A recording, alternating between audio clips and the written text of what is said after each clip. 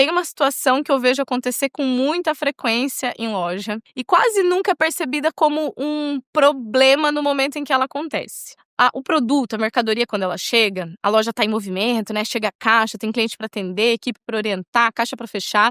Enfim, o dia é super corrido, né? Alguém confere aquela caixa bem rapidamente, lança a nota no sistema, né? No ERP e segue o fluxo. Aquilo vai entrar no ERP com a descrição, muitas vezes, do próprio fornecedor e pronto. E naquele instante, realmente não parece haver nada de errado com isso, né, gente? Porque o objetivo ali é conferir a mercadoria, dar entrada no produto e continuar a operação. Mas o que quase ninguém percebe é que nesse momento, aparentemente simples, bem corriqueiro numa loja, o estoque ele começa a ser construído. De um jeito que vai definir o nível de clareza ou de confusão que o dono da loja vai ter meses depois. O produto ele entra no sistema, mas desse jeito que eu falei, ele entra sem nenhuma intenção além de existir no estoque. Ele não entra dizendo qual é o papel dele dentro da loja, nem para quem ele foi pensado, nem que tipo de venda ele deveria sustentar. Ele entra só como mais um item. E isso não acontece por descuido, mas muitas vezes por contexto ou por falta de conhecimento mesmo. A rotina ela vai empurrando essa decisão para frente. Quando a loja tá cheia, ninguém para pensar em critério, né, gente? A gente só quer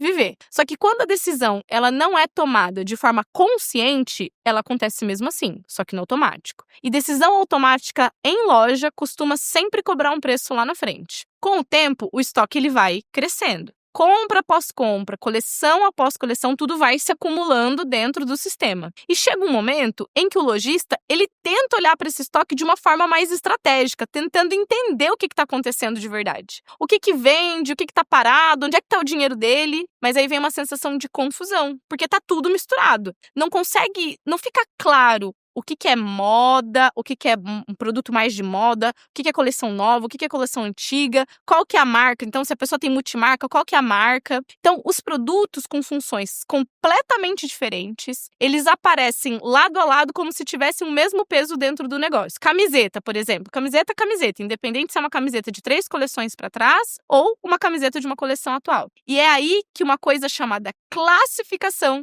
começa a fazer diferença. Não é burocracia, mas como linguagem, como análise. Quando você classifica um produto por gênero, por exemplo, você deixa de olhar só para camiseta e passa a enxergar quem realmente compra. Camiseta de homem ou de mulher? Camiseta de menino ou de menina? Quando você separa por família de produto, você entende qual é o tipo de item que sustenta o volume e qual existe para complementar venda. Então, você pega o código e você vai atrelar aquilo a uma família de produto. Família de vestidos, não vestido e todo aquele código, todo aquele nome que vem na nota fiscal do fornecedor. E quando você identifica a marca, o personagem, a estampa, a linha, a textura, você começa a perceber padrões de escolha do cliente que antes ficavam invisíveis. E isso muda tudo, porque o produto ele não é só mercadoria, o produto é uma decisão de compra. Cada atributo ajuda a contar uma parte da história, é a sua curadoria. Sem isso, o estoque ele vira um grande amontoado de itens. Ele vira só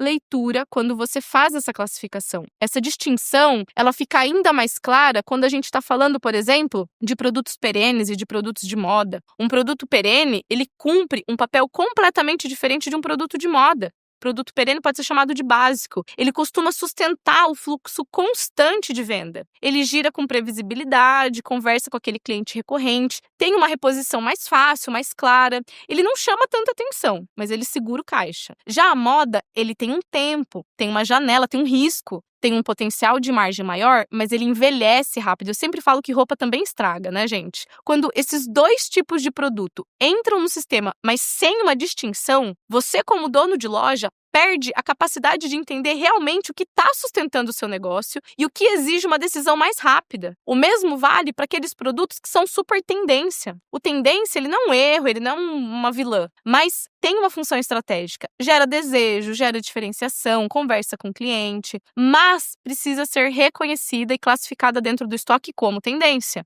Um produto desse tipo tem outro ritmo, outra expectativa de giro, outro nível de risco. Se ele entra no sistema como se fosse igual a todo o resto, depois fica impossível entender por que algumas peças encalham ou por que certos erros custam tão caro. Então, o problema, ele não tá na aposta que você faz, mas em tratar a aposta como base, né? Então, tem muita gente que compra muita tendência e pouco produto base. Outra confusão muito comum acontece quando não existe uma separação clara por público ou por tipo de uso. Produtos de menino e menina, por exemplo, entram juntos. Linhas mais presenteáveis se misturam com produtos de uso diário. Personagens, né, entram como se fosse só estampa, quando na prática eles influenciam diretamente a decisão de compra. Sem essa leitura, o lojista, ele olha para o estoque, ele vê quantidade, mas ele não consegue analisar. E aqui tem um ponto importante, o problema não é falta de sistema, o problema é falta desse critério, dessa classificação na entrada do produto. Quando o ERP, ou seja, quando o sistema de loja não recebe esse contexto, gente, ele devolve um número vazio. Ah, você tem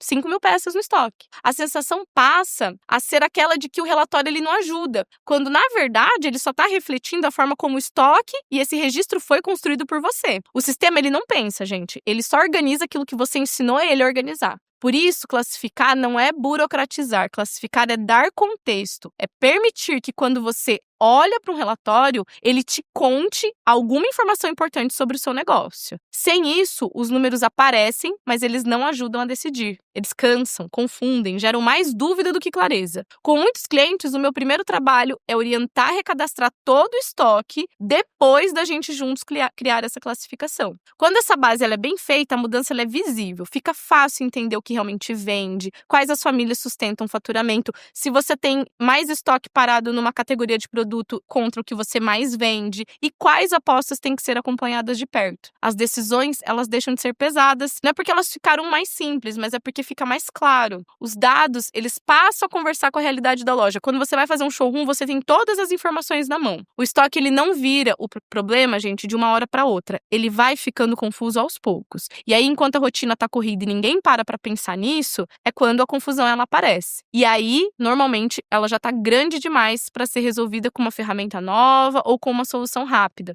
Por isso, antes de pensar em controle, planilha, sistema diferente, vale olhar para uma coisa mais básica. Como é que os produtos estão entrando hoje no seu sistema? E que história eles estão contando sobre o seu negócio? Se você olha para o seu estoque e não consegue enxergar com clareza o que é base, o que é aposta, o que sustenta o caixa, o que exige atenção, talvez o ajuste não esteja no final do processo, mas no começo. Então, eu quero que você me conte aqui nos comentários se hoje o relatório da sua loja ajuda você a decidir ou se ele confunde mais do que esclarece. E a gente se vê no próximo vídeo.